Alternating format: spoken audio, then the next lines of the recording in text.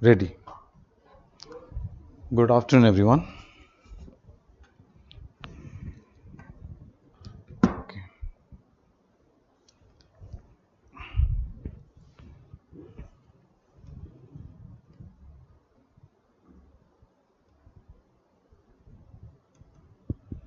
okay, dear.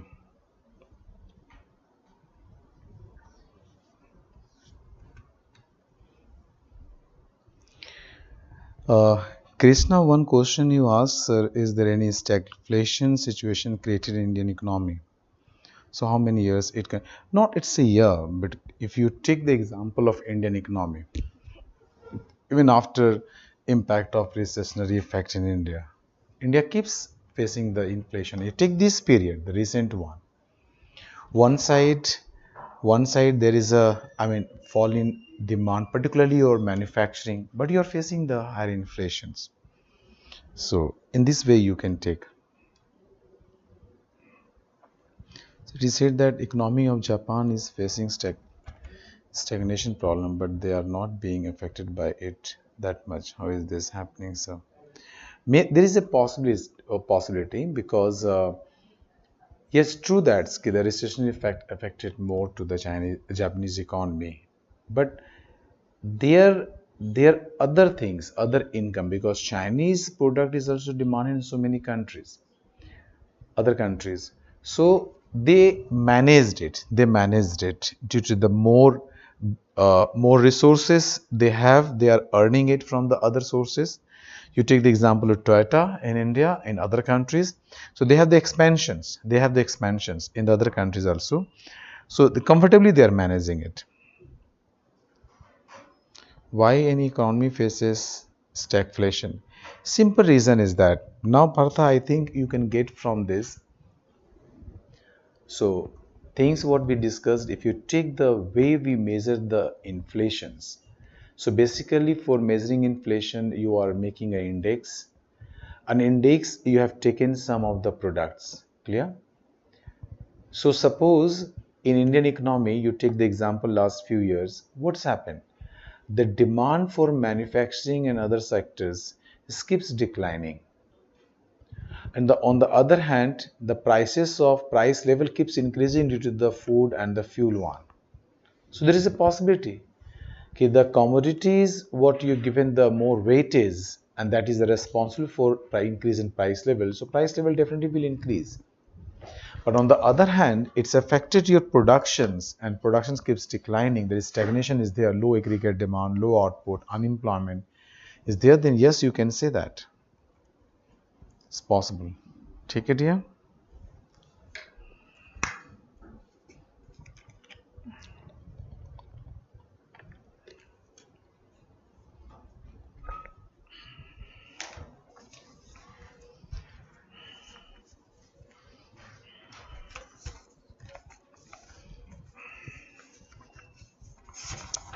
So we have discussed this one and few things now.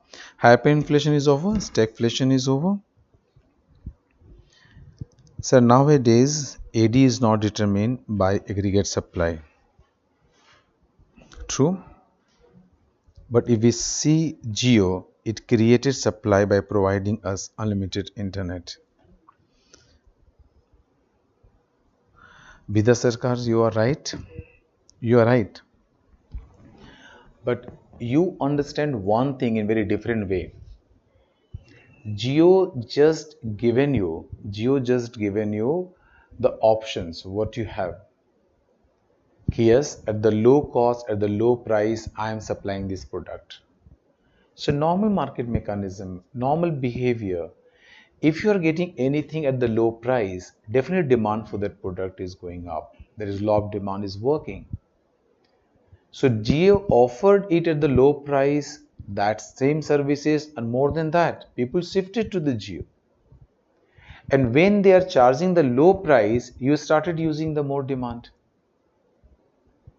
More demand. Okay. So since due to the low price they are charging, you are demanding more. And if your demand is that, they keep supplying. But what's happened now? If you compare when they started offering you initially, and what they're offering you right now, now there is a difference. They started increasing the price of all the services. Okay, why? Because now demand is there in the market, people are demanding, they created the market, now they're charging the higher price. So you take in this way. See, you can supply something, but there must be demand in the market. You launch something, this is scheme, since you provided the, I mean, good services or better services at reasonable price, definitely you are going to capture the market. Simple, it is the outcome of this, the competitive environment. If other company service providers, if they are providing the same services at the same price or below than this, so they will just tomorrow will just dominate the market. Okay, so use this concept, you can easily explain with this. Okay, if real income and inflations both are rising in an economy, then what will be the impact of this phenomena? So you are saying if real income and inflation both are rising in economy, see, it is only possible. It is only possible if nominal income of the economy keeps increasing. Then if both are increasing the same, so impact of inflation is not. I mean, you can say that if nominal value keeps increasing, inflation is there. Okay, so real value, real income. I mean, real income when you want, then only you are going to just keep in real income same. But it is very difficult to just bring the parity between these two. Okay, just you are increasing the nominal income same amount, inflation same amount, and then you are making the real income same. Okay. Inflation, we need it here, and inflation, why it's a need? Because I discussed already with you in the inflations, or sorry, in the monetary system. Okay, inflation, we need it because inflation is necessary for the higher economic growth and development. And if you see the Indian economy, then target for inflation is what? 4%. But 4% means what? 4% is the target, and this 4% is the CPI, Consumer Price Index inflations. So 4% is the target, but minimum is 2%. That is a minimum tolerable tolerance level for Indian economy. Means Indian economy can't tolerate below than the 2%. So you have to continue with the inflation, because but upper limit is 6%, means beyond 6% is not good for the country. Because if you are providing minimum, if you are creating minimum inflation, then only you are going, the profit margin of the producers will go up, they will get incentive for investment, production, then only employment will go up, and then you keep growing your economy. Otherwise it's not possible. Yes, beyond of higher, beyond a limit, higher inflation, then one side your product or price increases, but at the same time your cost is also increasing. If the inflation is really very high, that time it's not going to work, and then there's an adverse impact, it is there. So you can't see any country the inflation is zero.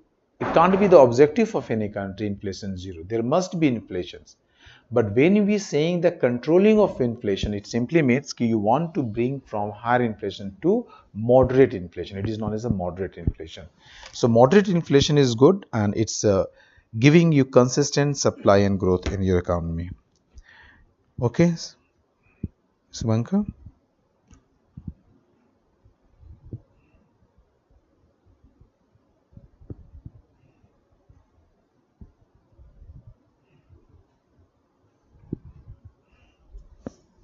Okay, now let me just go to some extent. Let me complete, then I will ask your question. Otherwise, we are not able to complete your content. Okay, now just another word. These are the concept we are using it when you read the, like galloping inflations. Like sometimes it can ask you in the PT or in any PCS they are asking. These are the different concept. Main concept you already developed. So write few lines. Inflation rate is the double digit, in the double digit range. Inflation rate in the double digit range.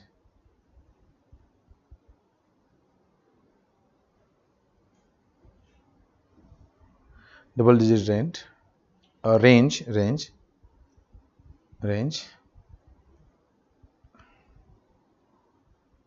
Like 10% or more percent, 10% or above percent, 10% or above percent annually is called galloping inflation. Normally, this the generally media and these are using the word when inflation is crossing or double digit, 10% more than above. So they can term this the galloping inflation. Nothing but just a word. You can just see that.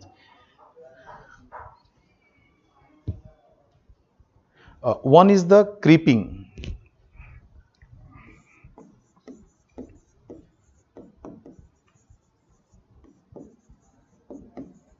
These are the words, and creeping is also known as the mild inflation. So just write creeping inflation. Right. It is also known as, just write, it is also known as mild inflation or moderate inflation. Creeping inflation. Creeping inflation. It is also known as mild inflation or moderate inflation. Moderate inflation. Full stop. Right. This type of inflation occurs when the price level. This type of inflation occurs when the price level persistently rises over a period of time at a mild rate at a mild rate at a mild rate at a mild rate like 2% to 5%. Just Indian economy, you can say 2 is the 6 minimum and 6 is the maximum. So you just take 2% to around 5%. 2% to around 5%. It is you're defining in context of Indian economy, remember. Because in Indian economy, what is the range? Range is the 2% to 4% and maximum is 6%. So the moment you reach 6% means you reach to the upper tolerance limit. Okay, you reached. So you can take till 6%, but between your 2% to 6%, you can say it's a mild rate of mild inflation, or you can say creeping inflation in context of Indian economy. Okay, because if you are able to bring this inflation and you are able to maintain, then you can expect the higher economic growth and development in the country. Okay.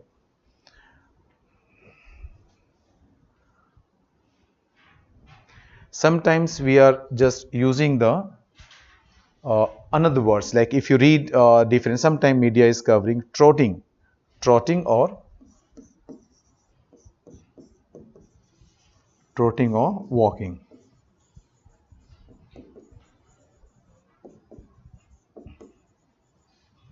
These are the word terminology we are using. Okay.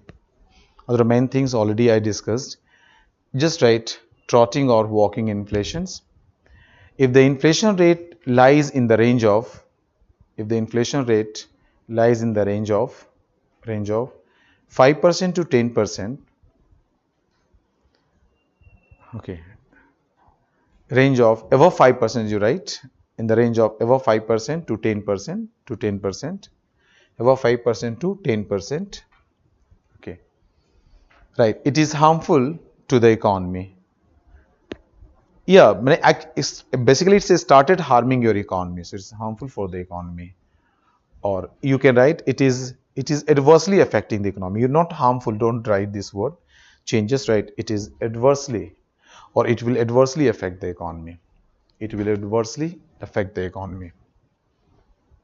Okay, different words depending on the correct one. So creeping, walking, galloping, inflations, hyperinflations, stagflations. This part we, now next you write deflations. Yeah, deflation. These two words we are using, remember. One is deflation and one is known as disinflation. Disinflation. Disinflation. These two are the different things, dear, and different concept. Suppose price level is 10, 100, price level is 100. Now, if there is a fall in price level, say 90, price level is not going up, but the price level is decreasing. So, decrease in price level is known as a deflation, means the inflation is negative, negative inflations. Negative inflations. It's not increasing, it's not positive, not like 1%, 2%, 3%, 4%, 5%. No, it's not increasing, price level is not increasing, but price level started decreasing.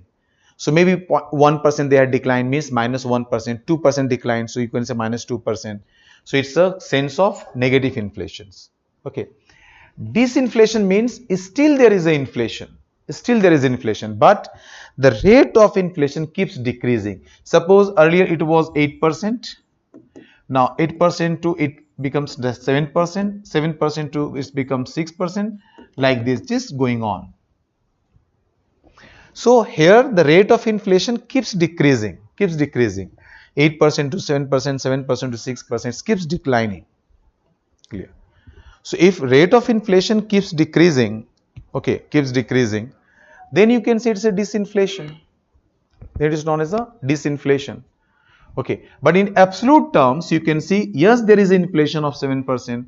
Yes, you can say there is inflation of 6%. Price level keeps increasing. But in compared to the previous time period, previous level, now it's increases but at the slow rate. So if this, it is going on, then you can say there is a disinflation. Just check there. Concept of this.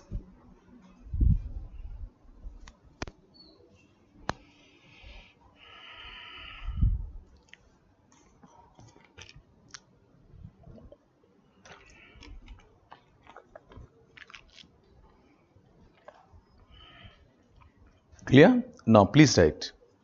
Deflation first you write. Right. Deflation is the reverse of inflation. Deflation is the reverse of inflation. It refers to a sustained decline. It refers to a sustained decline in the price level of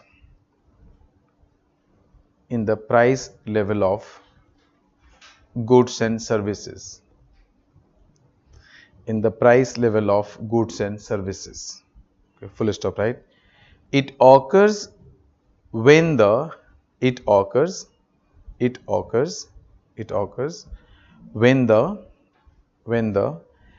annual rate when the annual inflation rate falls. Annual rate, don't write inflation, the annual rate falls below 0%. Annual rate falls below 0%. That is below 0%. That is a negative inflation rate. That is a negative inflation rate.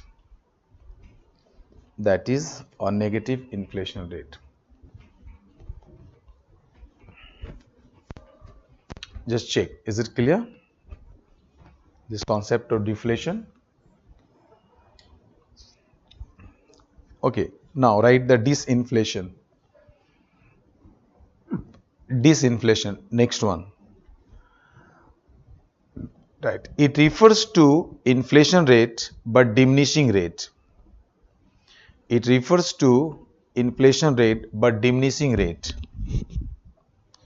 It refers to inflation rate but diminishing rate. It refers to inflation rate but diminishing rate.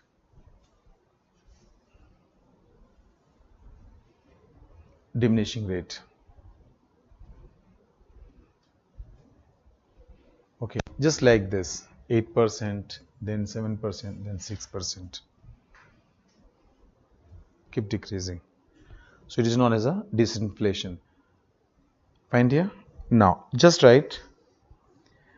Now write types of inflation based on resource or based on reasons, or best you write types of inflation based on reasons. What are the reasons basically we are talking about? Now, one you can say demand pull inflation,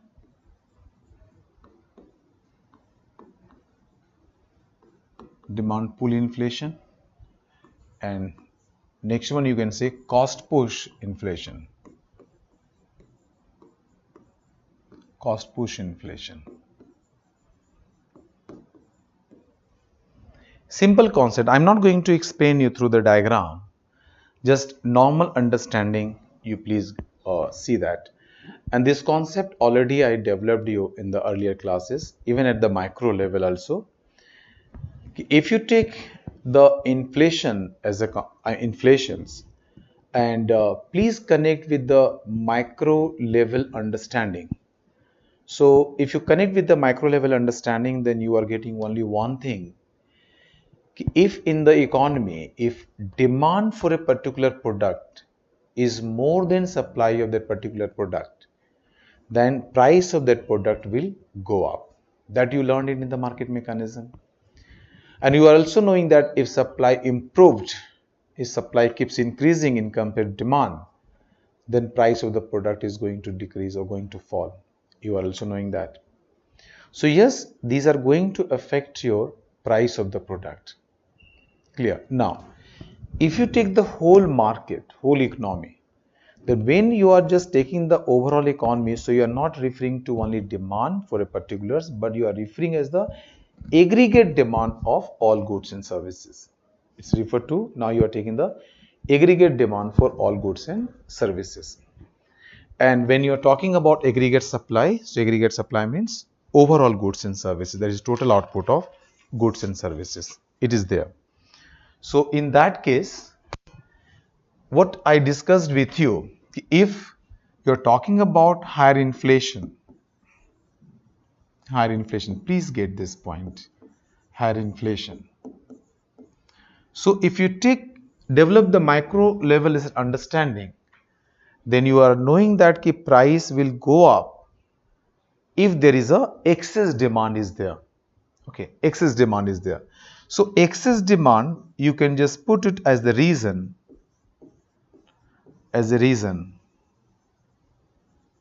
for higher inflation.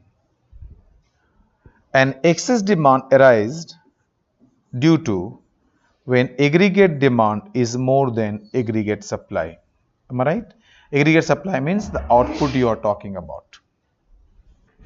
Aggregate supply.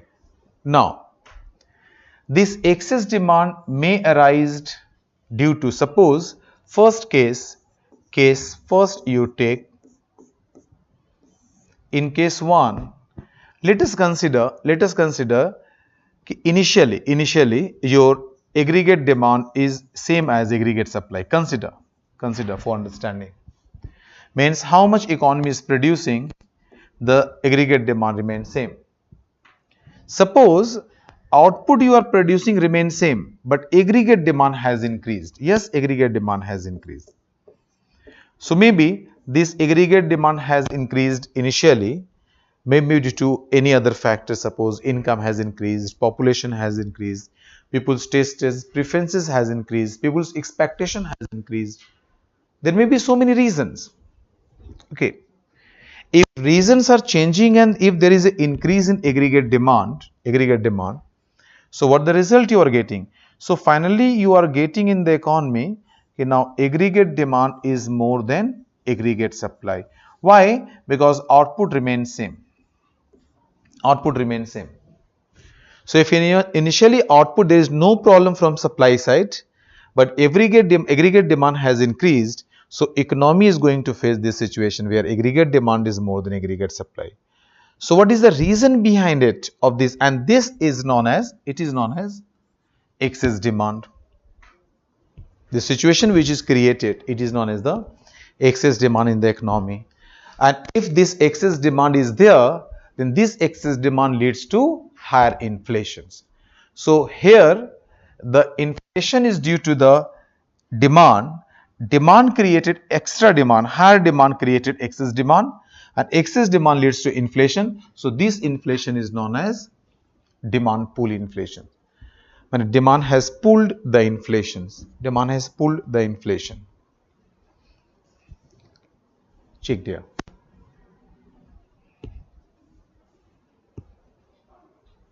Clear? Okay. Now case 2, you can take this case 2. Suppose this condition is there, maintain aggregate demand is aggregate supply. Now suppose supply, aggregate supply, this is it is the output. Now aggregate supply has declined. Aggregate supply has declined.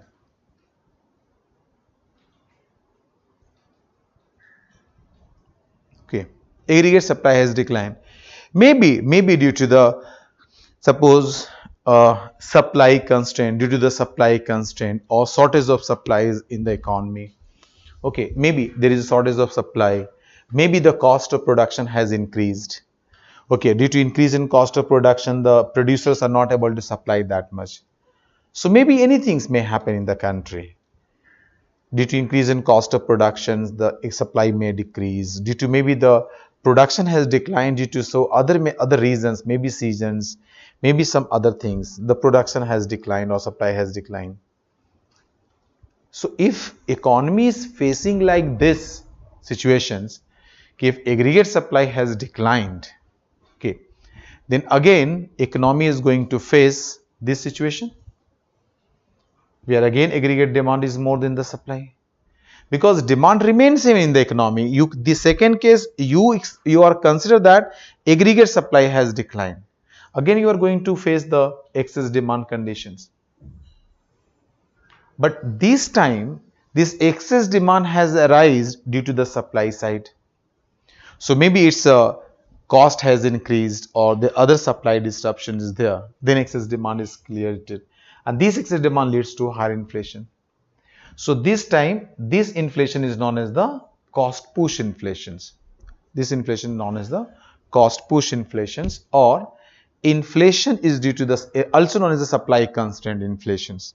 Okay, because it's not happened due to the demand, but it's happened due to the supply side. You can say supply side inflation, or you can say cost push inflation, or supply constraint due to supply constraint, because mainly the cost has increased, cost of production has increased, that leads to the supply fall in the supply of output or output, which created inflation.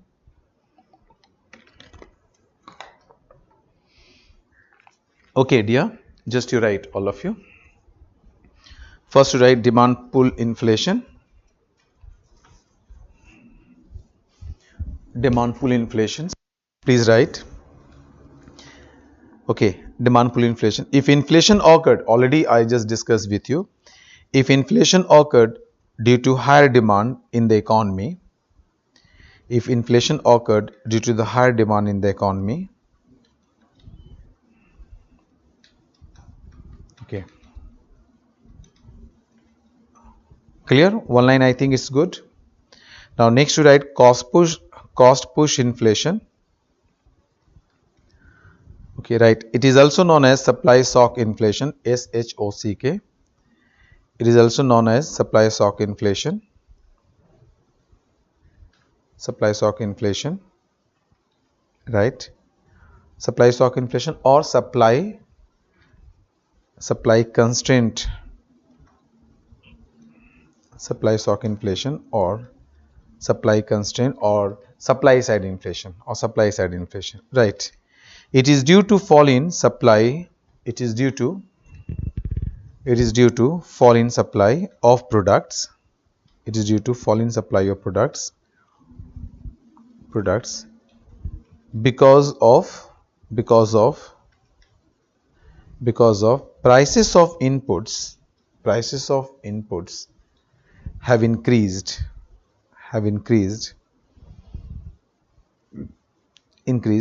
which leads to increase in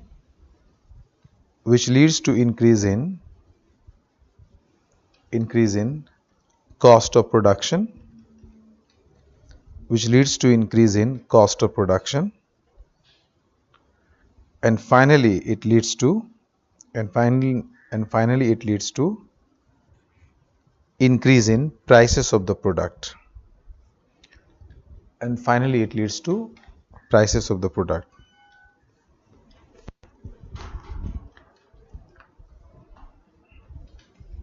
Okay. See, generally you can say that one more word we are using is structural inflations. Okay, sometimes you are using it. So it is a something cost has increased, supply has declined, then you're getting it. But sometimes due to the structure of the economy, you are not able to meet the supply. Even you want to increase the production, but due to existing structure, then then inflation is known as the structural inflation. Yeah, due to existing structure, the supply constraint you are facing that. One is the supply disruptions. Suppose due to the disruption is there, but you have potentials.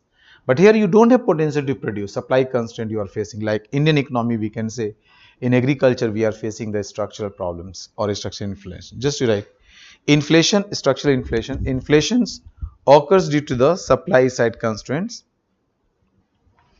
Inflation occurs due to supply side constraints.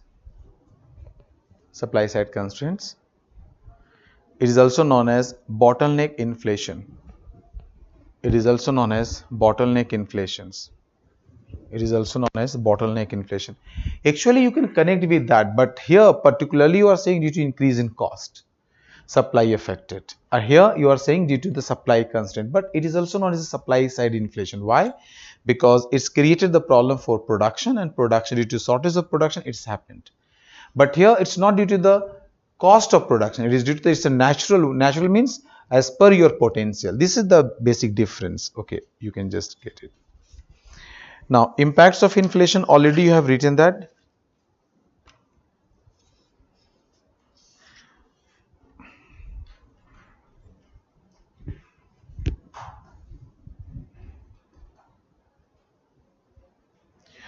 You have written that 2 points you please write. 2 points you added for what I just discussed with you impacts.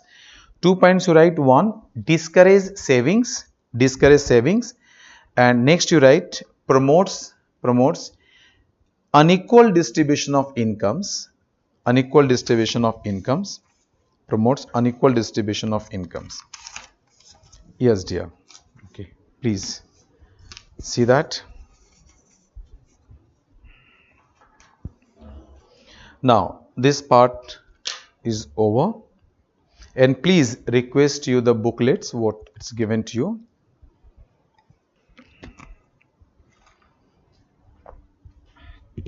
Any other small things you can get from these booklets. Read that, dear. Okay. Let me check your any doubts, any questions is there.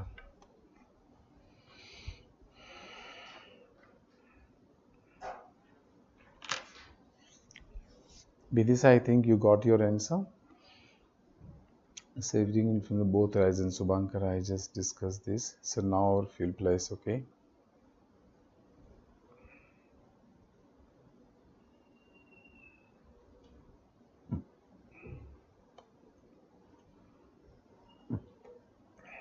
Biswajit, in see, not always, but sometimes, most of the times, if you are trying to control the inflation, it's going to affect your investment. But overall demand is remain higher, output remain higher.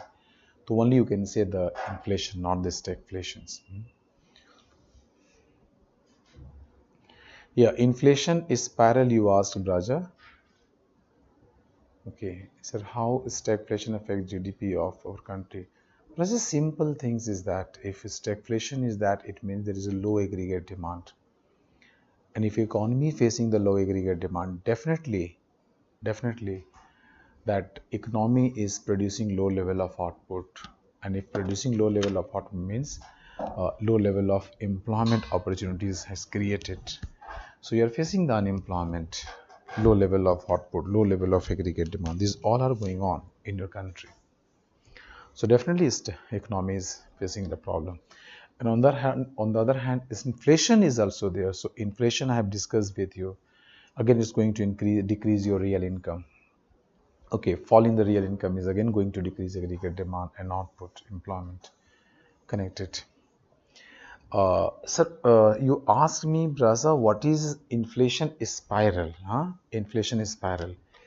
Inflation is spiral. Simply, it is a concept, when once inflation is happened in the country, so its impact will just rotate, keeps rotating. Okay, and see here you can see this two information will tell you the concept of inflation spiral, and this concept is will help you to understand what is inflation spiral. Let us consider some, suppose inflation happened. Why inflation happened? Suppose I'm not going to get it, or I don't want to know what is the reason of it. Just inflation happened first. But this inflation, I'm knowing it may be due to the demand side or maybe due to the supply side. But let us consider inflation happened. The moment inflation happened, so definitely my real income will decrease. I'm a worker. Suppose I'm a worker, I'm labor, I'm doing job in any factory or anywhere. So once due to inflations, my nominal income remains same. So due to inflations, my real wage has declined drastically, and not as an individual. Our real wages have declined to all labor in the economy. So what we will do? We can only wait for a certain level when inflation is there, but inflation is mild one. Okay, fine. At least I am able to meet our consumption expenditure. Saving is decreasing is okay, fine, no issue. But yes, we are able to meet our consumption expenditure. Till that level, I can continue. I can continue and I will work in that firm or factory or organizations. But suppose inflation is really very high inflations, and continued for the longer, then definitely I'm not going to meet my consumption expenditure. If I'm not meeting my consumption expenditure due to these high inflations, so why I will continue in this firm or any factory? So all the workers will start demanding increase my wages. Definitely it is going to happen. So once they are going to increase wage, so what is the reason of wage increase? Inflation. Maybe suppose it is due to the demand pull inflation. Suppose initially it is due to the demand pull inflation. But inflation is there. The real wage is declined. People will ask demanding increase me wage rate. If the producers are going to increase the wage rate, then again the cost of output will go up. And if cost of output will go up, cost of production of that particular goods will go up, then definitely they are going to charge again higher price. Again inflation will be there. Again, so this way keeps going on. So it is we are seeing in the economy when once inflation start, so which one affected to which factor, it's very difficult to identify. Very difficult to identify. Okay, that is known as the inflation spiral. It keeps going on, and that is the reason once inflation is there, it keeps going on upward. Clear? Braja? Sir, how stay?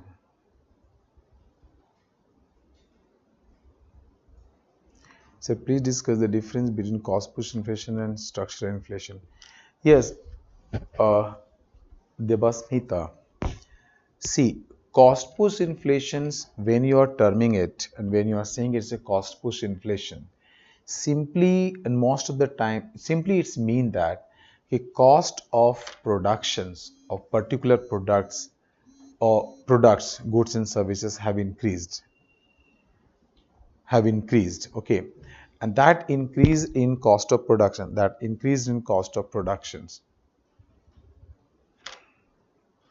okay, that increase in cost of production forced the producers to increase the price. And once prices increases, then you're facing the inflation, which is known as a cost push inflation, where here the cost of production has increased.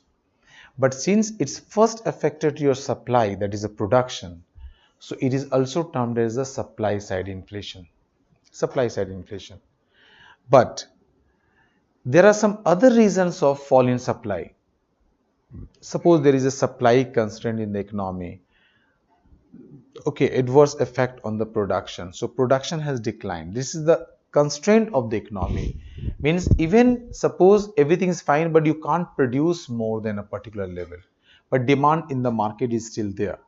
So this low level of production is not due to the increase in cost, but due to the supply constraint. You are not able to produce more. So due to supply constraint, if you are facing the shortage, and that shortage means excess demand leads to inflation, that is known as the structural inflation. but it is also the supply side inflation. But the reason is what? It is due to the your potential, your structure, and cost push is mainly due to the increase in cost. So increase in cost leads to inflation, that we can say cost push inflation. The cost of the output push the price level to increase, and that you are facing the inflations. Clear here? Again, Siladitya, you're asking, sir, can't we go for measuring inflations by calculating the difference between 2 consecutive years real GDP? We can get inflation data. That is, you're talking about GDP deflator that I discussed you in the national income. All goods and services. Siladitya, you understand one thing. If you really want to calculate from the GDP deflator, please don't ask me what is GDP deflator. I already discussed you in the very starting point. So I'm not discussing here because you get this idea from that class. So GDP deflator, you really want to use it. So you have to depend for inflations, okay, to get the inflation about idea about inflation. Annual things, because annually you are getting data, and every quarter it's very difficult to get the actual data of the output produced in the country. Even suppose you are estimating in the month of January last you published the data GDP, but actual output you are referring it is for the fiscal year this, but basically output you are getting data maybe sometimes September, sometimes October, November, like this data you are getting. But generally we take the policy decisions, okay, maybe quarterly or maybe even less than that. You have to take the decision because you are knowing that RBI has to take the monetary policy decisions, or MPC has to meet, that is at least 4 times in a year, that is every quarter. So you need the indications, you need the indicator, then only you can take the decisions. So you can't rely on this, clear? And you need, when you want this, so these data are relatively more easily available and you can get the decisions. So frequently if you want to take your decision, policy decision, you can get it from this data. But if really you want to rely on this, then it's very difficult to take the short-term decisions. Clear? So we are depending on all these things. Clear, dear? So let me stop this topic here and we should move to other topic. So any other major things if you want to ask, then tell me, dear.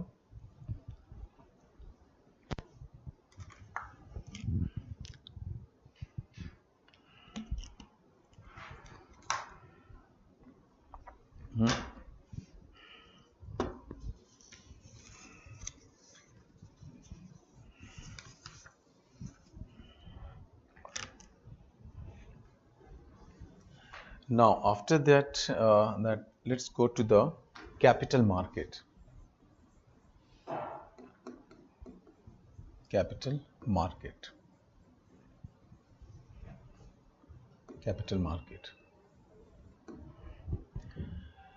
And difference between capital market and money market. Okay, money market is the time period.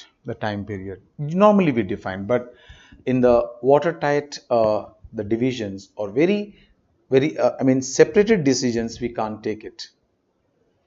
Normally we says that the maturity period of the instruments which is less than 1 year, it is a part of money market.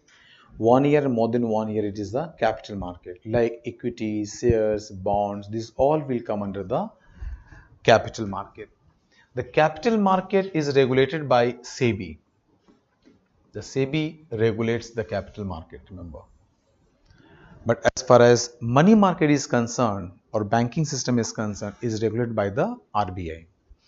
So in banking system or sectors or money market is regulated by the RBI, but capital market is regulated by the SEBI. Clear? Now in capital market, first you just understand about the, let's discuss about the bond. Okay, bond. So when you're discussing about government bond or bond, so just write something, just go and just also write a bond is a debt instrument. I discussed you meanwhile, but now you write. Okay, a bond is a debt instrument. A bond is a debt instrument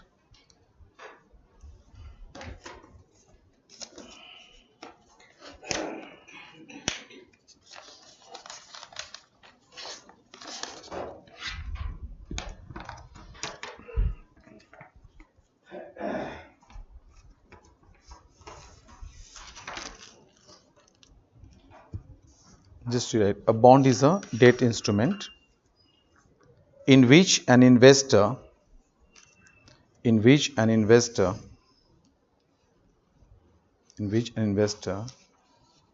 loan money or land money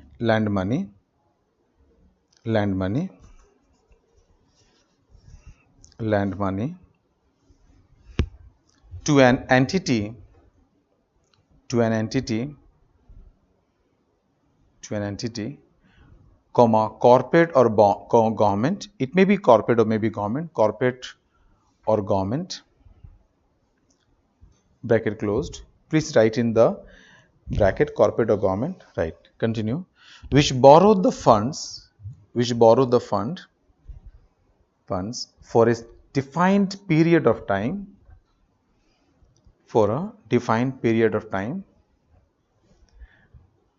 at a variable or fixed interest rate.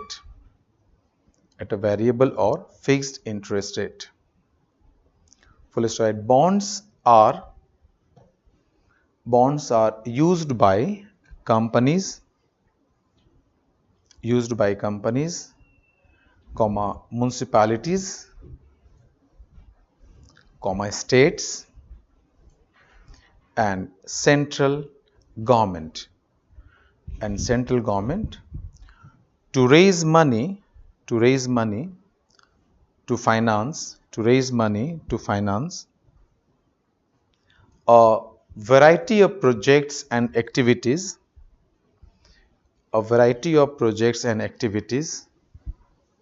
or deficits. Okay, full stop, right. Owners of bonds are debt holders or creditors. Owners of bonds are known as debt holders or creditors. Clear? Now bond may be the private and may be the government. Now you come to the government securities, you can say. Write few lines. Government securities. So government securities, you can define in the three way. Cash. One, you can say government bonds, or you can say dated securities,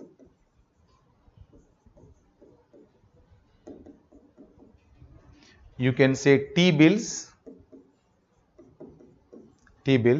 and you are knowing these government bonds are 1 year or more than 1 year. More than 1 year is the maturity period you are talking about. And T-bills means less than 1 year. Maturity period, again. Maturity period is less than 1 year. And other is known as, you can just say cash management bills.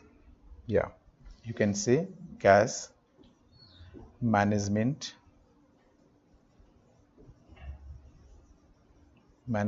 bills, CMB, and generally its maturity period is less than 91 days. Yeah, less than 91 days. Clear here? Please write first government securities. Write it. Government securities first, you write GSEC. Right, a GSEC is a tradable debt instruments. A GSEC is a tradable debt instruments issued by the central government, issued by the central government or the state governments, issued by the central government or the state governments. Full stop, right? It represents the government's debt obligation. It represents the government's debt obligation. Debt obligation. Okay, full stop, right? Short-term GSEC called treasury bills. Short-term GSEC called treasury bills or T-bills. Treasury bills or T-bills. Treasury bills or T-bills with original maturity period, with original maturity period of less than 1 year, period of less than 1 year. Clear? Full stop, right? Long-term GSEC called government bonds or dated securities. Government bonds or dated securities. Government bonds or dated securities with original maturity period of 1 year or more. With original maturity period of 1 year or more. With original maturity period of 1 year or more. Clear? Right. In India, the central government issues both. In India, central government issues both T-bills, treasury bills and T-bills and bonds. Bonds, that is dated securities. Dated securities. While the state governments issue only bonds. While the state governments issue only bonds, which are known as state development loans. State development loans means SDL. State development loans. Okay, state development loans. Full stop, right? GSEC carry practically no risk of default. GSECs carry practically no risk of default, and hence are called and are known as risk free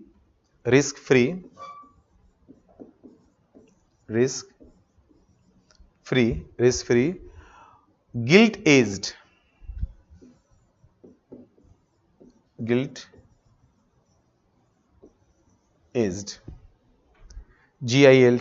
gilt EDGED gilt edged instruments. Gilt edged instruments.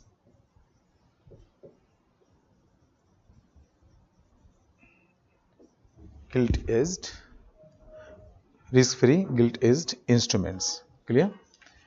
Please write. First you give the T-bills. Write T-bills. Right. T-bills are short-term debt instruments. Short-term debt instruments. Okay. Issued by the Government of India. Issued by the Government of India. Okay. Issued by the Government of India. And are generally issued in 3 maturity periods. And generally issued in 3 maturity periods. 91 days, 182 days and 364 days. T-bills. 91 days, 182 days and 364 days. Okay, days. Full stop, right? T-bills are zero coupon securities. T-bills are zero coupon, COUPON, zero coupon, zero coupon, zero coupon securities, zero coupon securities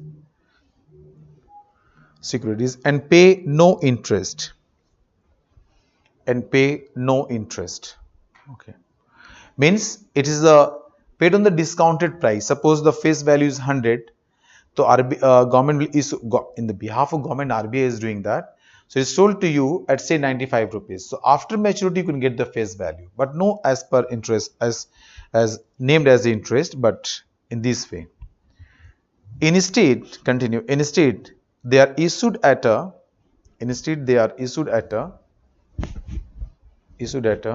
discounted price, and redeemed at the face value, and redeemed at the face value, at maturity. On maturity, you can just say the face value on the maturity. Okay, full stop, right? The return to the investors is the difference between the returns of the investor is the difference between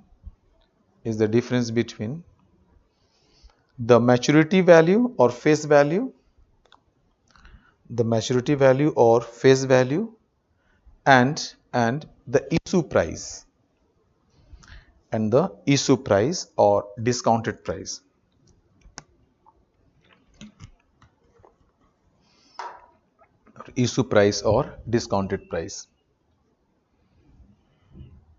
Clear, dear? Now, next you write dated securities, dated securities or government bonds, right? Dated government securities are securities. Dated government securities are securities which carry a fixed or floating coupon.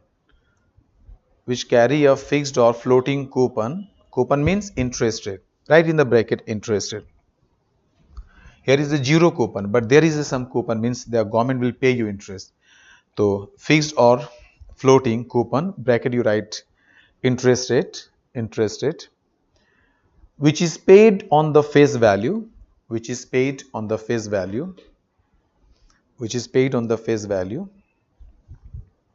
on half yearly basis,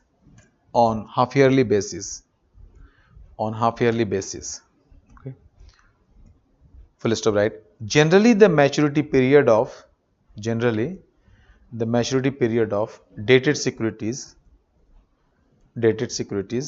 range from okay, generally means it may be, but it may change. It may change. Okay, it may change.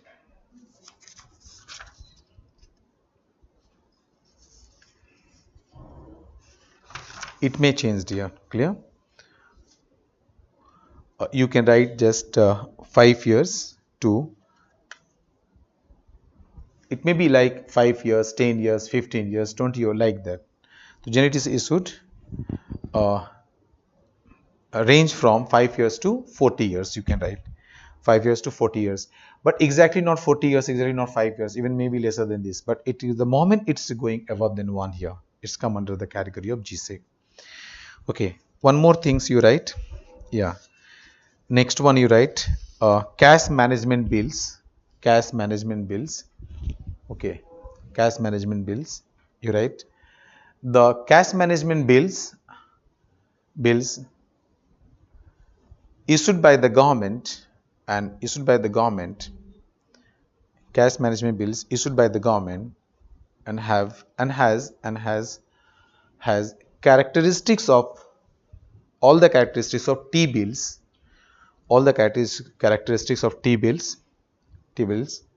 but are issued for maturities, but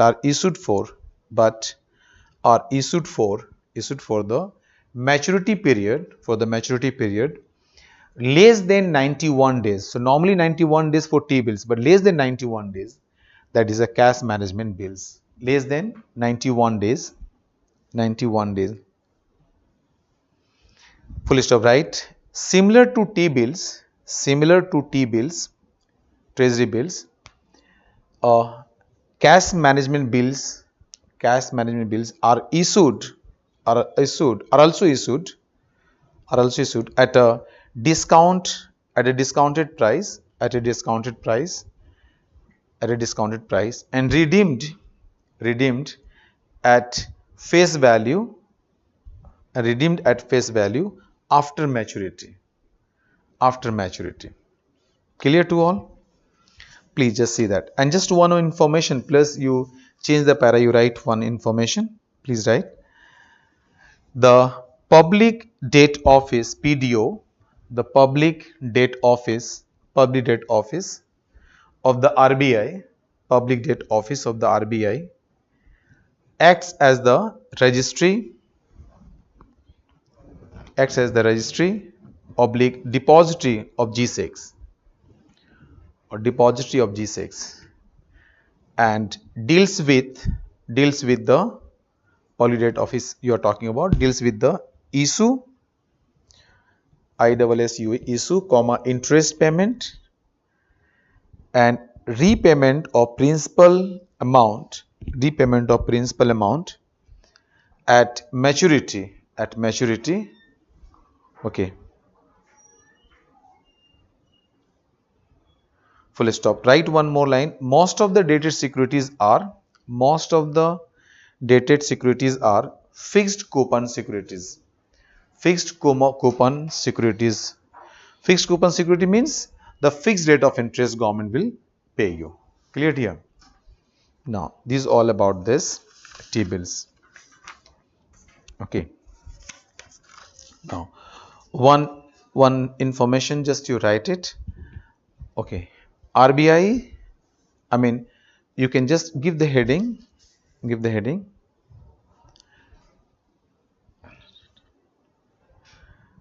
Right. Just you write the heading. Our retail direct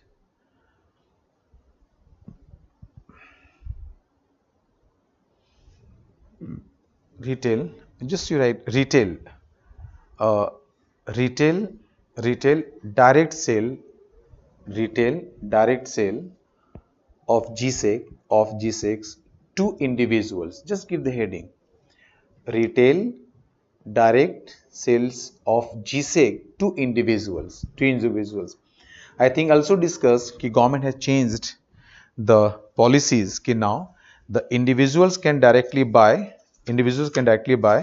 from the RBI directly. From the RBI directly the government securities. Earlier it was not allowed. But now it's a government has allowed it. Just you write few lines. Written that in the heading, just you write. Governments in their efforts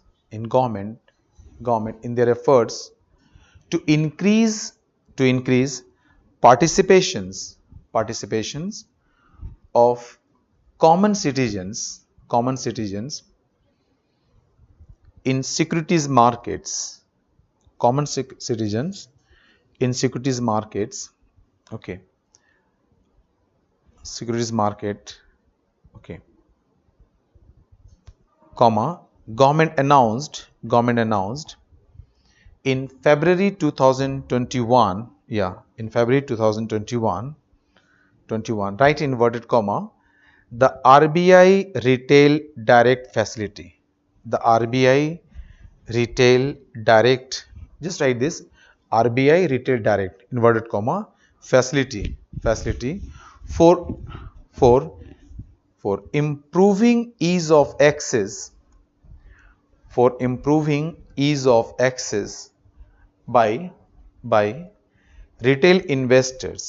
by retail investors through online access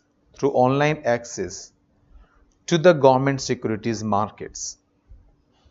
to the government securities markets. Okay, both primary and secondary markets, both primary and secondary market, along with the facility to open their, along with the facility to open their gilt securities account, gilt, G-I-L-T, gilt securities account, gilt securities account, okay, gilt securities account with the RBI. That account you have to open with the RBI, and through this account you can buy and sell. Yeah, you have to follow the know your customers views, and you can just go for that. Clear, dear? Okay.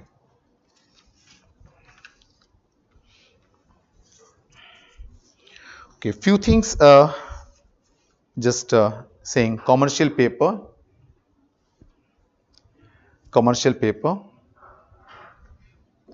information I am giving you today, and other, please you read your the booklets which is given to you.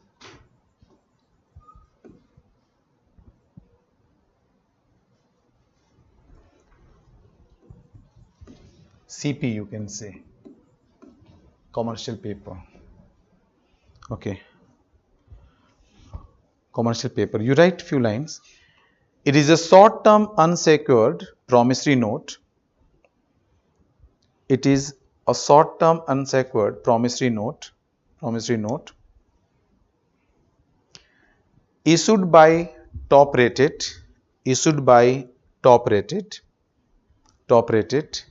corporates, issued by top rated corporates, comma, primary dealers, that's RBI is giving license as a primary dealers,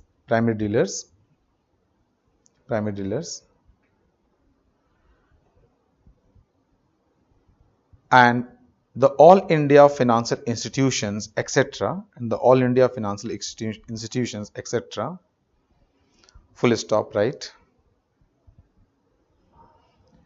The maturity period of the commercial paper should not go beyond the date up to which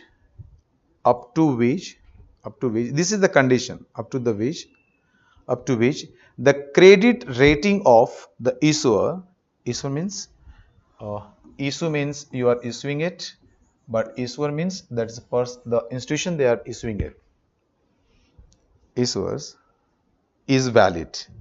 Credit rating of the issuer is valid. Who is issuing it? Right. Commercial paper can be issued in denominations of 5 lakh or multiple of this.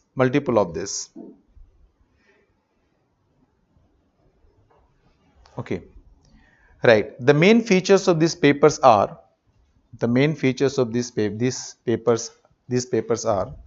right, first point, corporates having tangible net worth of not less than 4 crore. Okay. Second, you write, all commercial papers require credit rating or commercial papers require credit ratings from a credit rating agency.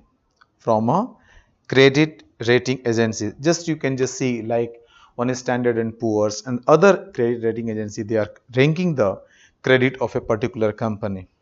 Okay. Next, you write, minimum amount invested by single investor is 5 lakh or multiple. That's already you have written that, na? No. The net worth not less than 4 crores. All CPs require credit rating from a credit rating agency.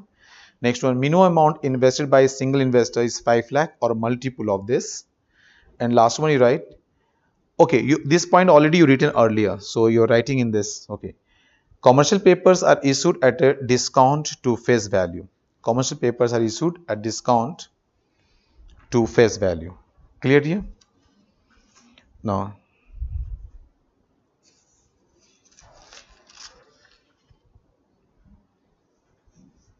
okay.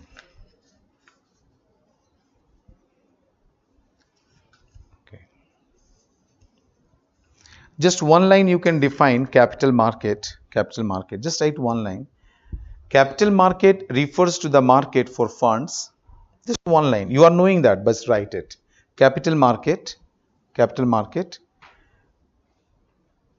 refers to the market for funds with a maturity period of 1 year or more, 1 year or more, which includes both medium and long term. Okay, right. Both the government and the business sectors. Okay, just write till here. Just don't write the both the governments fall apart. Okay. This part is this already we have SDL.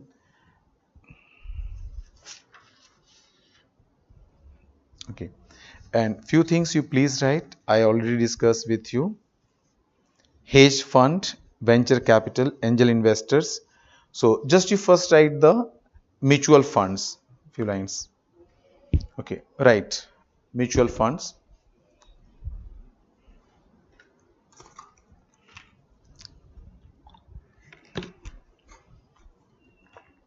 Okay. Mutual funds means what? Like you can just take a few persons, not few person. It is a hedge fund generally. Mutual funds, so many individuals are there.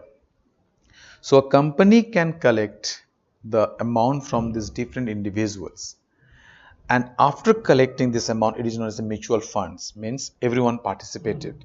And then they are investing in any sectors or equities, shares, government securities. And they're getting the return. And this return now they are distributing among the investors. Okay, among the investors. But they are governed by a certain rules and regulations. They are very transparent. Okay, how they are getting the fund, where they are distributing it. So, very transparent way they are functioning. These are the mutual funds characteristics. Just write one line. Mutual funds raise money. Mutual funds raise money from public, and invest them in stock market, comma securities, comma bonds. When you are saying bonds means both bonds, etc., full stop, right? SEBI regulates mutual funds. SEBI regulates mutual funds. So you can just see that when they are announcing mutual fund, they are writing mutual funds. Investment in mutual funds is subject to the market risk, and this they are giving the terms and conditions written by the SEBI. So SEBI regulates it. Now next you write hedge fund.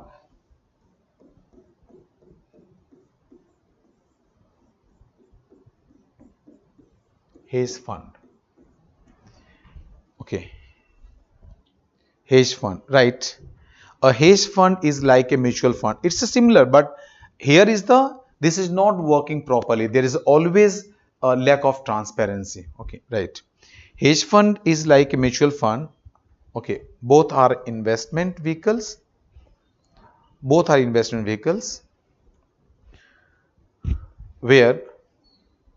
are investment vehicles. Full stop.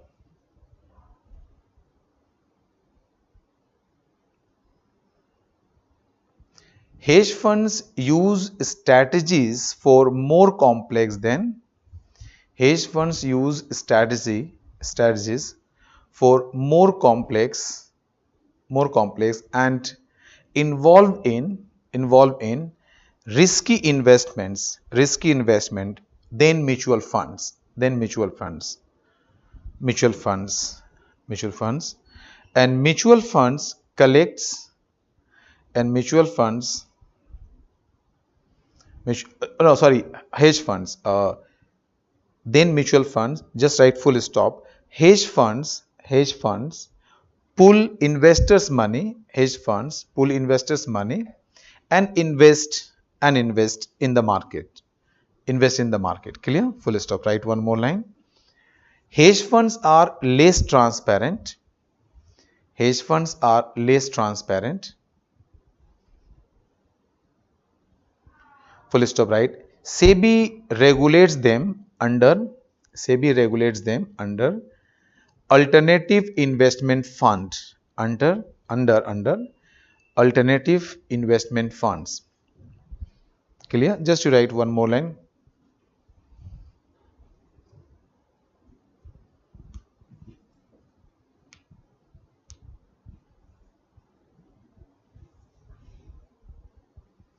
Clear? Find here. Just check. Now you write venture capital. Venture capital. Yeah. Venture capital.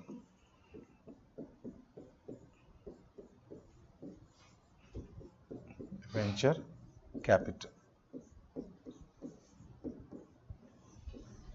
Venture capital. Write one line. Venture capital is money. Venture capital is money. Provided by financial institutions. Provided by financial institutions. Who invest in startups. Who invest in startups.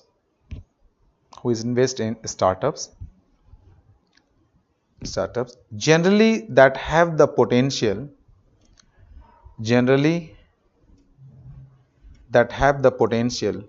to develop into significant economic contributors.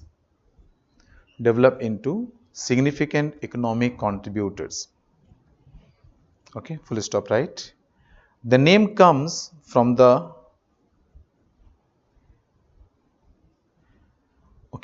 the name comes because ऐसे कर लो, the names comes because risk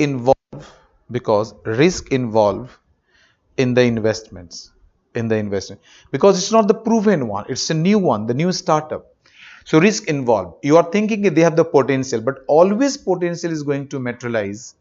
It's not necessary. So like this. Next is the angel investors. Yeah. Angel investors. Angel investors. Please write. An angel investor or angel is a wealthy individual or firm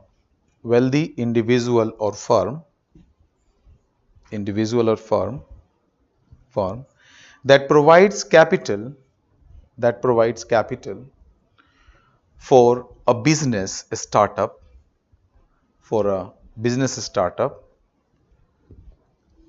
usually in exchange for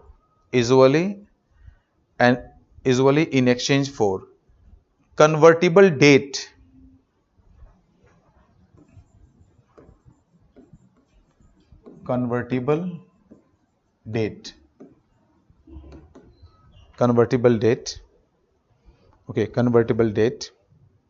or ownership equity.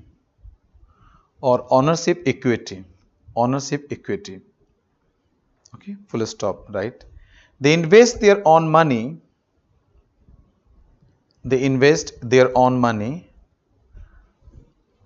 Unlike a venture capitalist,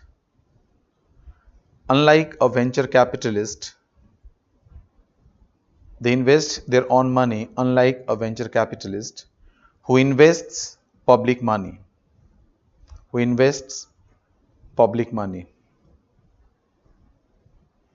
Okay, right. Angel investors became popular after the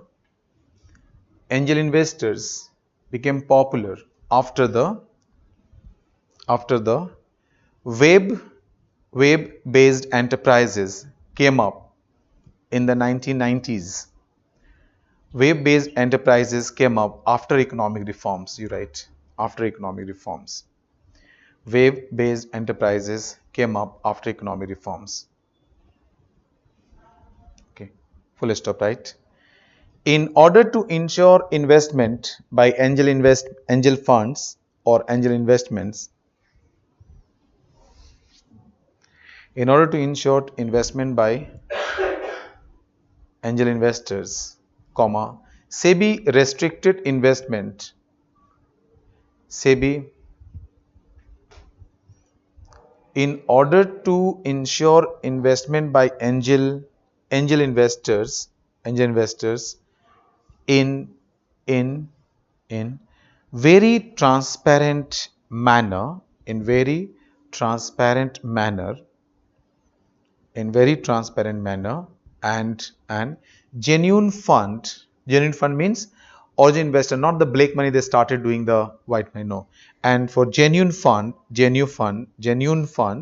comma, right, SEBI restricted investment by such funds. SEBI restricted investment by such funds.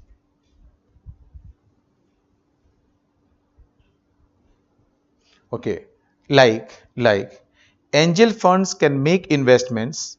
Angel funds can make investments only in those companies, which are incorporated in India, which are incorporated in India. Like angel funds can make investments only in those companies which are incorporated in India.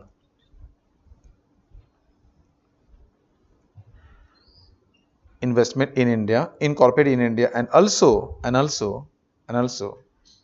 the funds need to be invested, and also the funds need to be invested in a firm, where you invested in a firm at least 3 years, at least 3 years, at least 3 years, and at least 3 years, and investment is done in a company, an investment is done in a company or in companies not older than 3 years, and not older than 3 years, and not older than 3 years, because your concept was the startup, encouraging the startups. Clear, dear? So these are the some things.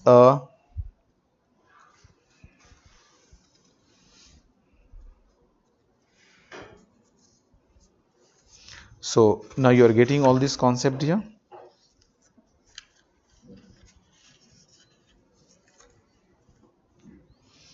Okay, fine. Any other doubts or questions you have?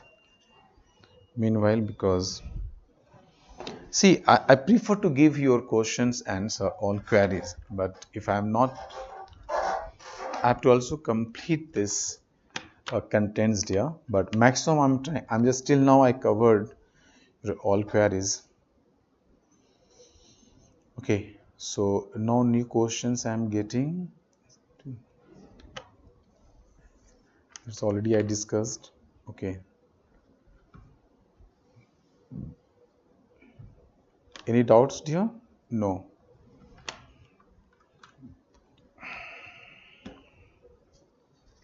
So other things you please write the private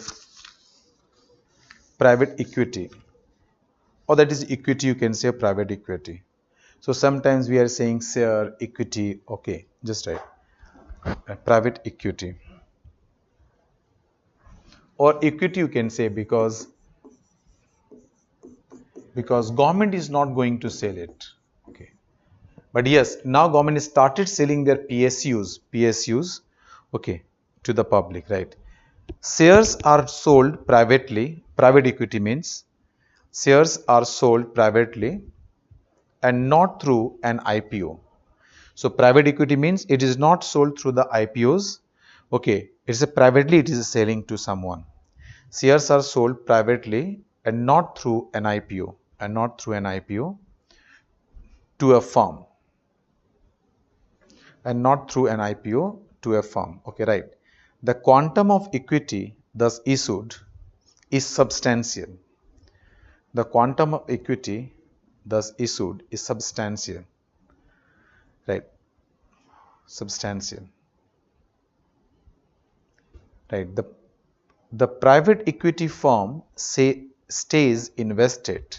The private equity firms stays invested for only a limited period. Limited period. Okay, full stop, right? Private equity firm also takes parts in the management of the company. Yeah, you can just assign it to what long period you are going to invest, how many years you will hold, and then they will give you back. But you can just, meanwhile, when you are holding, you can participate in the management.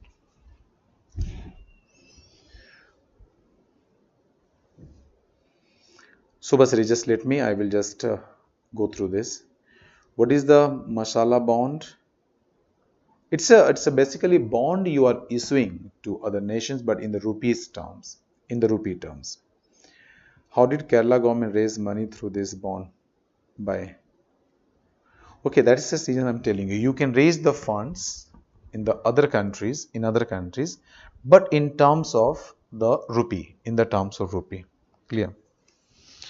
And next you write hundi. Hundi, yeah, it's a very, hundi means it's not applicable, but this word you can get it. Earlier it was used very early. You are giving hundi, and to whom you ordered this, the person in the name of that you ordered, they will get the money, they will issue it. Just right. A hundi is a written order. A hundi is a written order made by a person,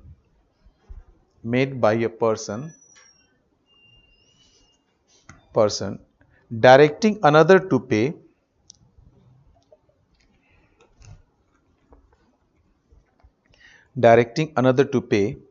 a certain sum of money to a person named in the order,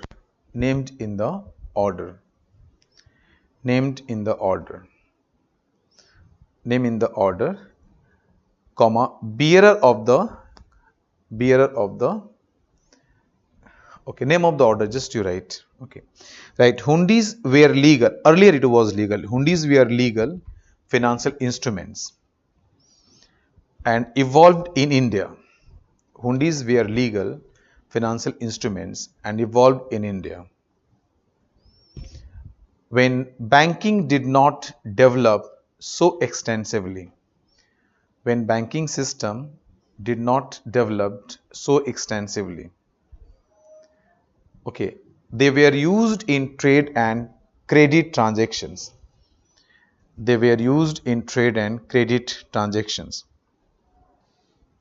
Okay, full stop, right? Hundis then served as travelers' checks. Travelers' checks. I mean, where you are going, you can get the money that point. Travelers' check. Okay, right? Right.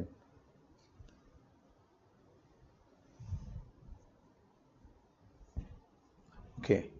So, but now it's not, I mean, legal one. So it was, right? The cheat funds, you are using this word cheat funds, right? A group of people, cheat funds generally, it's registered. Cheat funds, CHIT, cheat funds.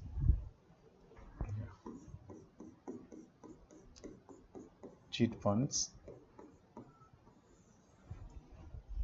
Please write. A group of people save together. And fund that develops, or collected, you can say, and the fund that collected is used for investments to generate returns. A group of people save together, and the fund that collected or generated is used for investments to generate returns. Okay, full stop, right? From this fund, members who want to borrow can do so. From this fund, the members who want to borrow can do so. Full stop. It is a kind of savings scheme. Okay, right. Full stop, right? There are cheat funds schemes. There are cheat funds schemes organized by registered cheat fund schemes organized by registered financial firms and informally among friends. We can also make it, but it's informally among friends and relatives. Okay, right,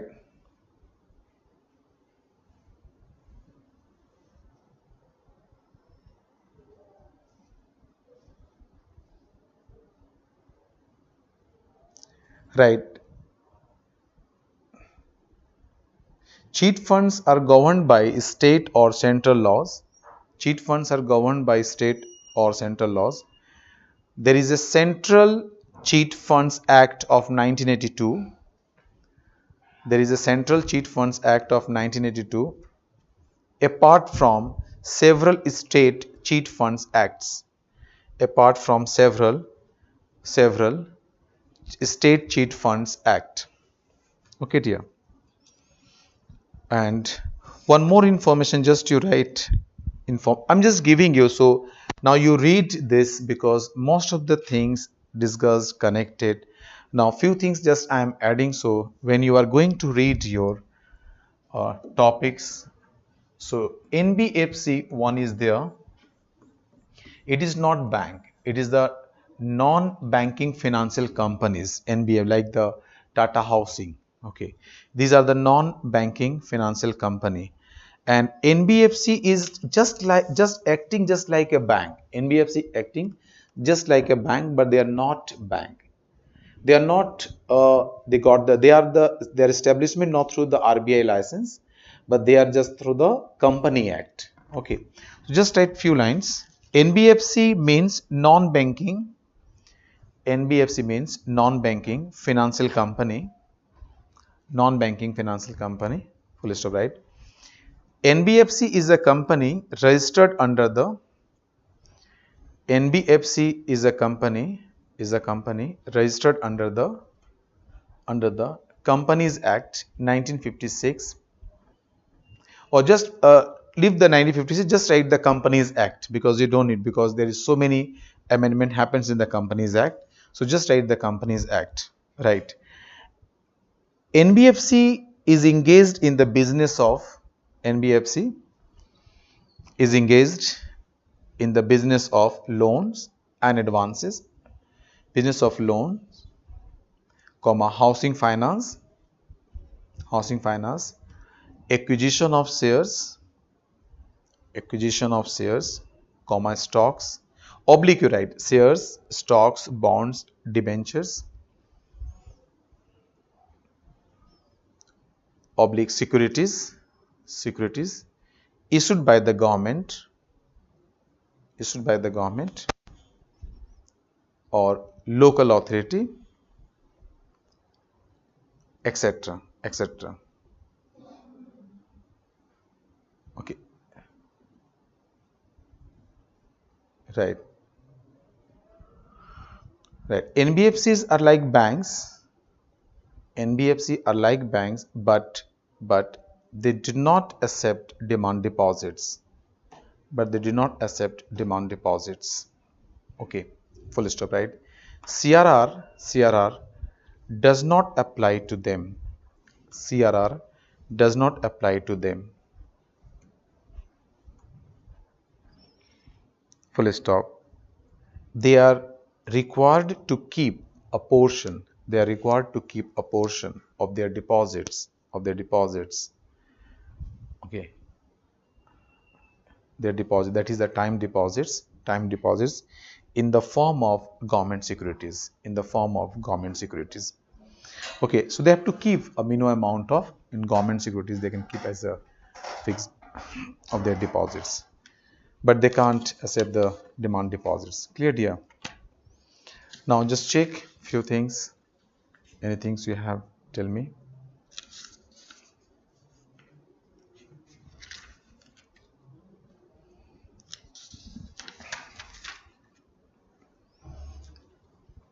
Yes, one more thing, it is the news, two things. One is the oil bond. So, I mean, the oil bond in India, and it was the matter of discussions in this, particularly by this government. Okay, this government mean nowadays you can say, better you say the government, because between 2005 and 2010, the government of India issued the bond, and which is known as the oil bonds. The bond means it's for longer time, and issued by the government. But what was and it is a off budget things. It's not passed in the budget. There is no approval of parliament. Okay, government issued these bonds. Okay, and the nature of that, uh, there's in between 2005 and 2010. If you go in that period, so your crude oil, I mean the petrol or other things, these were petrol prices and petrol prices, and this it were the under subsidies. So these were offered by the companies, that is the oil marketing companies. They were offering the crude oil and the petroleum products at price which is fixed by the government. Okay, so you can say control price, and the once government announced the price, the oil marketing company had to sell at that price. Okay, so the what is your price? What is the your price at price what you are buying it, and what you are selling to the government, selling to the public as directed by the government. So difference amount the government used to pay to the oil marketing companies. Okay, so due to the lack of funds, what the government done it between 2005 and 2010, they funded this difference amount by borrowings from the market. So they issued in the name of oil bonds, and they collected the fund that time, and they paid to these oil market companies. Clear? So what's happened? Basically, it is the instruments through which you postpone your debt burden in the future. That is a deficit where you're facing or amount you spend that you postpone to the future. Now what is happening, it was around 15 years, 15 to 20 years the time period, maturity period was that. Now 15-20 years they started maturity then. Since it is issued in the name of the government, so whosoever is running this government nowadays, they have to pay. And they started paying that. That was the reason this government saying the expenditure I am going to incur, it is not we spend it. My government spend it. It is the earlier government who did it. Their expenditure we are paying today. So that argument is there. So it's a leave it. Just we should know what is oil bond. So I discussed with you. Just try in few lines, right? Prior to the deregulation of petroleum prices, right? Prior to the oil bonds, right? Prior to the deregulation of petroleum prices a decade ago, prior to the deregulation of petroleum prices a decade ago, the government used to administer petroleum prices and pay oil marketing companies the difference between the and pay oil marketing companies the difference between the market price, that is administered price, and and market price, administered price, with minimum profit with minimum profit to which the government agreed. Okay, administered price, this price, and with some profit I will pay you, that government is agreed, right? The government issued bonds. The government issued bonds. Okay, during the period when the government was unable to pay, during the period when the government was unable to pay the promised amount to the oil marketing companies, okay, full stop, right? Okay, full stop. To meet this requirement, the bonds were issued by the government. The bonds were issued by the government, which is known as oil bonds, and mostly were issued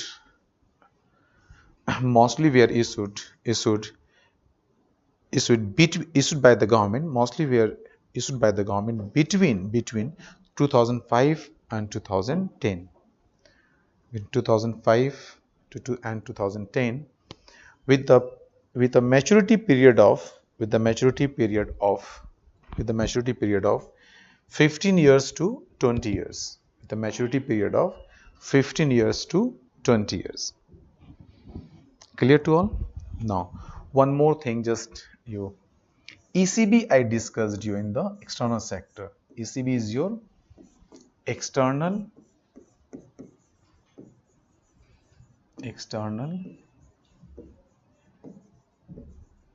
commercial borrowings.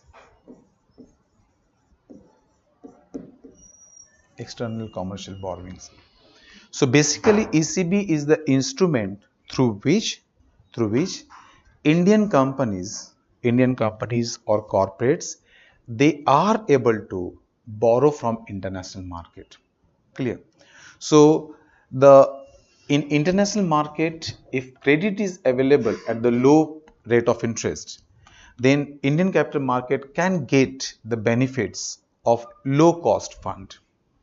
Okay, that was the reason the government has introduced.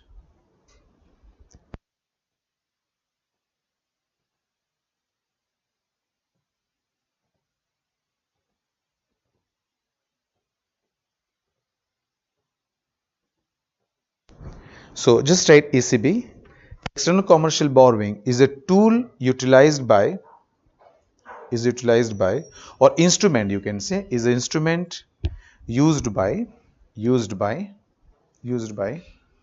Indian companies and corporates, including public sector entities,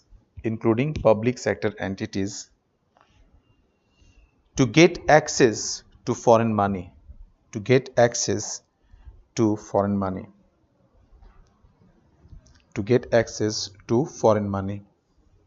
Full stop, right? Commercial bank loan, credit, commercial bank loans, credit from official export.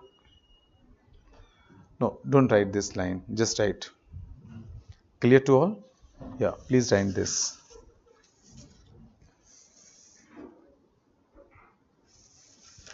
Right.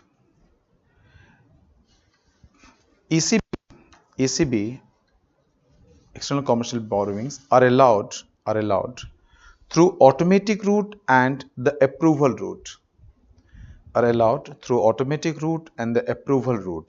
Okay, right. The automatic route does not require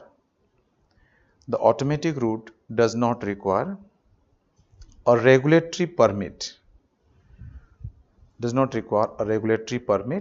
Whereas the approval route needed.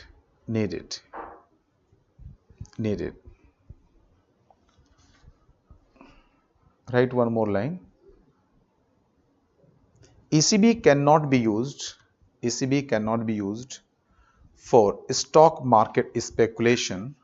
ECB cannot be used for stock market speculation or real estate speculation. Or real estate speculation means you can't invest if you're borrowing and you can't invest in the stock market real estate speculation. Full stop, right? Okay, right. The ECB guidelines and policies, the ECB guidelines and policies are monitored and regulated by the are monitored and regulated by the by the Department of Economic Affairs by the Department of Economic Affairs, comma, Ministry of Finance, Government of India, and the Reserve Bank of India. And RBI, because international transaction, then you have to take also you have to get the approval from the RBI, right? ECB provide an extra source of funding for Indian companies and public sector entities, PSUs you can say, and public sector entities to expand existing capacity and make new investments and supplement domestic resources.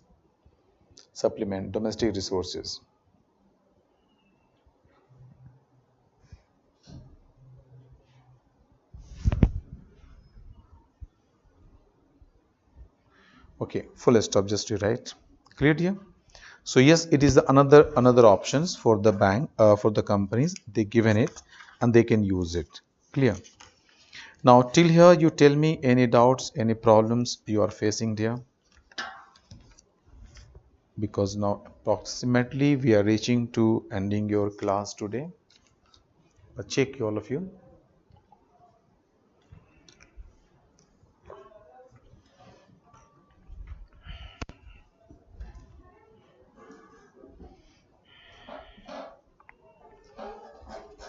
Oh no.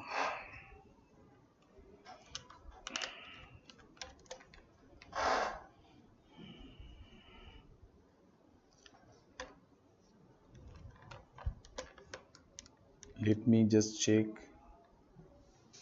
Okay, one question I got it from Siladitya. Sir, bonds usually have discount price from face value, or bonds have interest rate on it like coupon bonds, and discount price from face value both. No, Siladitya, I think somewhere you are getting some issue to understand it. Only one point you understand, cash management bills, T-bills, and one is the dated securities. So when government issue T-bills or cash management bills, these are for less than 1 year. So what you learned it till now, if government issuing the GSEC and if their maturity period is less than 1 year, then it's termed as the T-bills. And normally treasury bills issued in the range of, the maturity period basis, 92 days, 91 days, 182 days, 364 days. So it is known as the T-bills. Below 91 days, if the government is issuing, that is known as the cash management bills. Only for short term they are issuing it. So these type of government securities, government is not announcing any interest on that. No interest are paid on this. Government will not announce. What the government is doing, government will suppose the face value of these T-bills are say 100 rupees. So they were going for the bidding, and in the bidding, suppose the price quoted is say 95 rupees. So at 95 rupees, both T-bills and this at 95 rupees, government is going to sell you, or government is going to issue it 95. But after the maturity, and it is all for the T-bills less than 1 year I'm talking about, maybe 91 days, 182 days, 364 days, below 91 days. So issued say at 95 rupees, but after maturity time, government will take it back and will pay you face value. Face value is the 100. So here, as such, no interest is paid to you. No interest paid to you. Difference of face value and the issue price is your return. The person who invested their money, their return is the face value and the issue price. Clear to all? Now, please get this. The return is your income, or return you can say. The difference is your return. But since here interest is not paid to investors, so here we can say that it is the zero coupon. Here coupon word is referred to interest rate. Just create it. Here coupon word referred to interest rate. If it is a zero coupon you say, it means no interest you are getting. Zero interest means zero coupon. And all your T-bills and cash management bills, these all are known as the zero coupon government securities. Clear? If bonds maturity is 1 year or more than 1 year, maybe 5 years, maybe 10 years, maybe 20 years, so government is going to announce to you rate of interest. Interest paid on this face value, so 7%. So what is the face value? According to 7% of that they will pay you. So once interest is fixed, and generally interest in government pay, not generally, the government is doing that.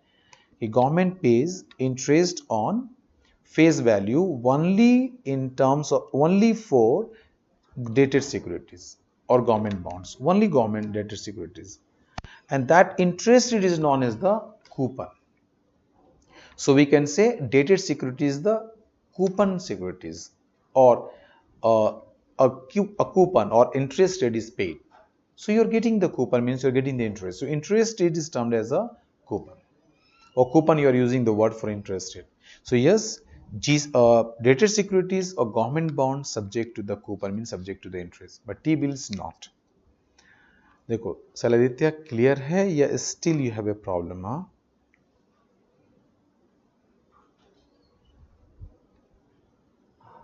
Yes,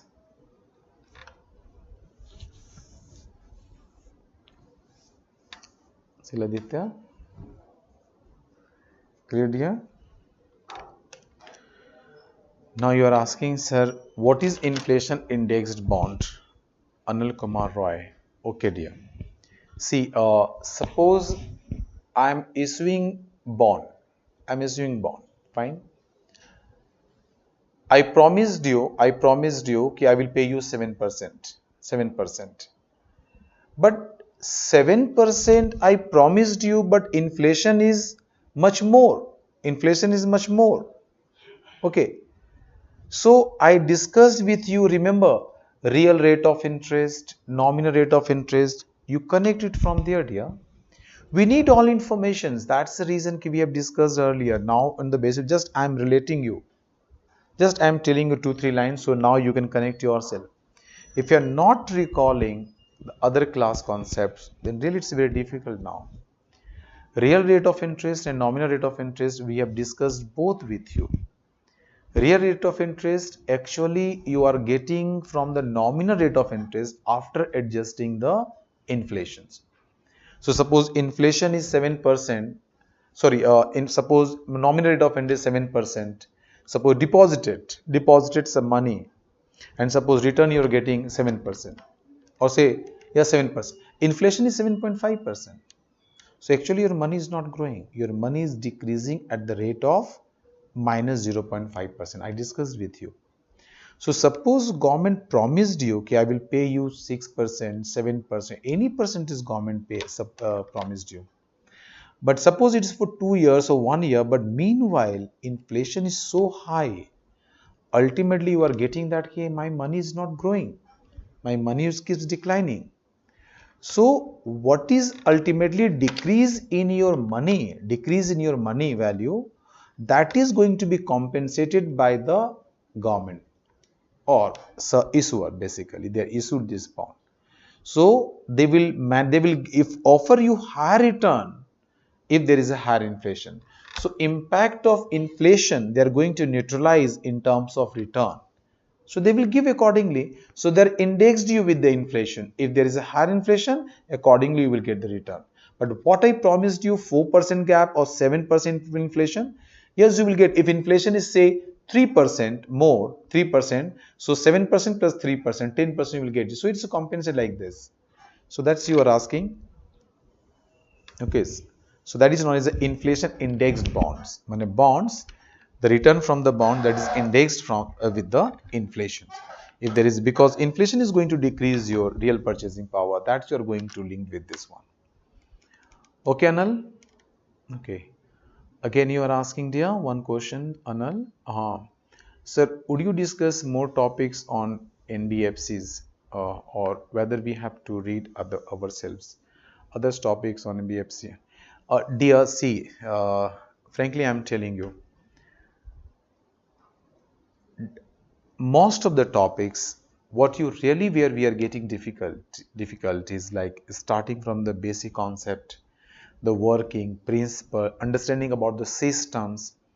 So really we invested and we cleared all the concepts. If you followed my class from the first day till today, then I think if you are reading newspaper, at least you are able to understand. If you are getting something, some incident, something is going to happen nationally or internationally, you are able to link. Clear? Economics is a subject where really you want to know.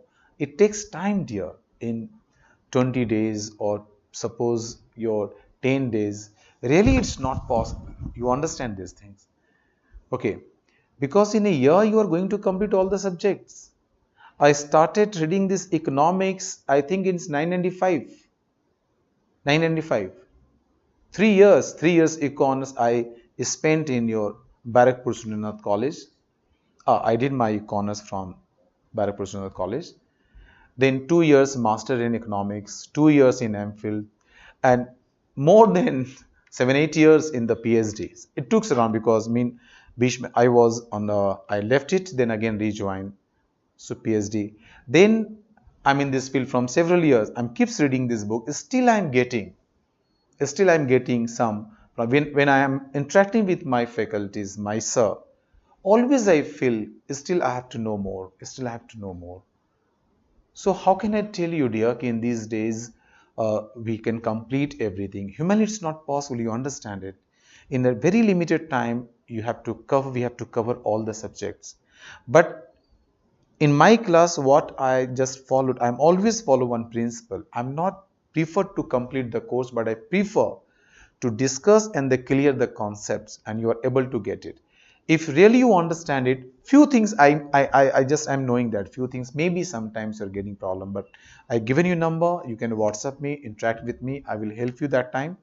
But other things, most of the things you have to read it, because now the topics which I'm saying you read yourself, these are topics when you read yourself now you can get it, because these most of the topics are the very factual in nature, very factual in nature. Yes, these are the provisions, these under this, that you can get it yourself. But where you may get the problems or you are getting the problems, this part we focused and clear this concept. And this concept, what we developed in the class, it will help you to understand each and everything there. That promise I can make today at this point. Okay, but you have to just understand and go through all the things. Well, Biswaji, that's the alternative investment fund I am talking about. That's AIF you're talking about. Okay. So rest I will discuss you tomorrow. Few things from this left, some concept I will discuss you. And banking sector, what are the developments happen? Because functioning of banks, RBI, these all part we have discussed, the how the bank is deciding the lending rate, base rate, and so these all we discussed. Yeah, related to some development in the banking regulations policy that I will discuss. And second thing is the GST is left. GST, I will just give you overview what is that, and I think you are knowing that also. But since the part of this, so tax reforms already I discussed about the tax reform, okay, how we evolved our tax structure in India, and inclusive growth. So I'm trying to complete tomorrow, dear. Okay, I'm trying to complete tomorrow so that I can end your syllabus till tomorrow. Okay, but I'm trying. If it is possible, then I will complete it. Let us decide on the tomorrow. Okay, but I am trying to complete this topic, the economics topic completely. Okay, so allow me to leave, dear. And any queries, small queries, any queries you have, then you can send me so that I will try to accommodate your these things. And few questions, if time permits, really I will discuss few of the questions so you can get ideas. I will try to just go through this. Okay, maximum I will try to do, but otherwise you can contact me. Okay, dear. And other how to write answer these things, the classes you are getting, go through this and link this. So as far as all the question is concerned, now I just last question about the Biswajit. AIF, CIS, I will just discuss tomorrow. Okay, dear. Bye. Thank you, dear.